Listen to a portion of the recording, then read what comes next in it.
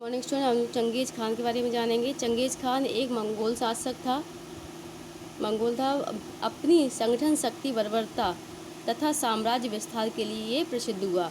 चंगेज़ खान का साम्राज्य विस्तार। जो चंगेज़ खान 1206 से 1277 के बीच तक रहा, के नेतृत्व में मंगोल ने पेइचिंग सहित चीन को अपने कब्जे में कर लिया। सुल्तान मुहम्मद ख्वारिज्म को हराकर मध्य एशियाई राज्यों उज्बेकिस्तान, ताजिकिस्तान, तुर्कमेनिस्तान व अफगानिस्तान, ईरान के बड़े भाग और रूस में क्रीमिया को अपने राज्य में मिला लिया। उसके बेटे और उत्तराधिकारी ओगवी प्राप्त की। सुल्तान जलालुद्दीन को मारकर पश्चिमी ईरान तथा दो कोकेशियन राज्यों को सामंती राज्य बनाना था इनका उद्देश्य। पोलैंड और हंगरी को घेरते हुए सारे रूसी प्रदेश को अपने अधीन कर लिया।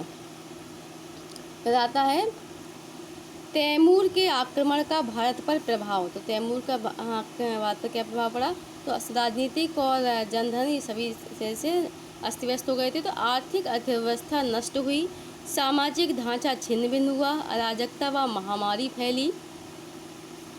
तैमूर के चले जाने के बाद 2 महीने तक कहा जाता है कि पंक्षियों ने भी अपने पर नहीं हिलाए थे। राजनीतिक प्रभाव। तैमूर ने पंजाब को अपने साम्राज्य का अंग बना लिया और खिज्र खां सैयद को वहाँ का शासक नियुक्त कर दिया। जब तक तैमूर जिंदा रहा, पंजाब उसके साम्राज्य का अंग बना रहा। अगर सैयद वंश, खिज्र खां ने सैयद वंश की स्थापना की 1414 से 1420। लगभग 34 वर्ष तक ये दिल्ली पर शासित रहा। फिर है लोदी वंश। बहलोल लोदी ने इस वंश की स्थापना की थी। लोदी वंश की स्थापना बहलोल लोदी ने की थी।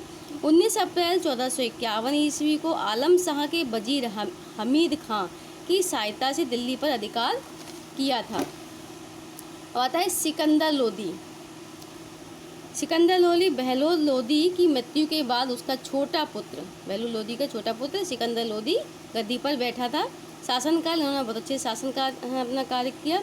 बहलोल लोदी ने प्रांतीय शासकों के हिसाब की जांच करवाई और उन्होंने गबन आदि किया था, उनको दंड दिया गया। उसने अपने साम्राज्य की वृद्धि के लिए अनेक स्वतंत्र राज्यों पर आक्रमण किया और उन्हें अपने अधीन बनाया। 1494 ईस्वी में उसने बिहार पर आक्रमण किया और उसे जीतकर दिल्ली राज्य में मिला लिया। बंगाल से संधि करके उसने अपने राज्य की पूर्वी सीमा को सुरक्षित भी बना लिया था। पता है इब्राहिम लोदी।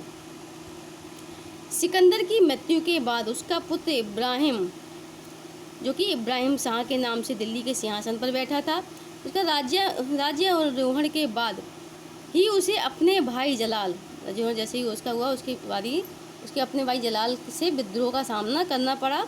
स्वार्थी अमीरों के दबाव में, स्वार्थी जो अमीर थे ये दबाव में आकर इब्राहिम ने राज्य का बंटवारा कर दिया और जलाल खां जौनपुर का स्वतंत्र सुल्तान मान लिया गया।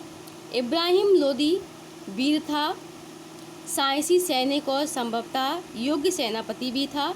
वह ईमानदार तथा परिश्रमी था और शासन प्रबंध में उसने काफ़ी उत्साह दिखाया, किंतु फिर भी उसे कई विफलताओं का सामना करना पड़ा। इसका वास्तविक कारण यह था कि वह अफगानों के चरित्र को भली भांति से नहीं समझ सका था। उसने अपने पितामह की नीति को छोड़कर अमीरों के साथ कठोरता का व्यवहार किया। परिणाम यह हुआ कि उसे अपने सिंहासन और जीवन दोनों से ही हाथ धोना पड़ा। Thank you.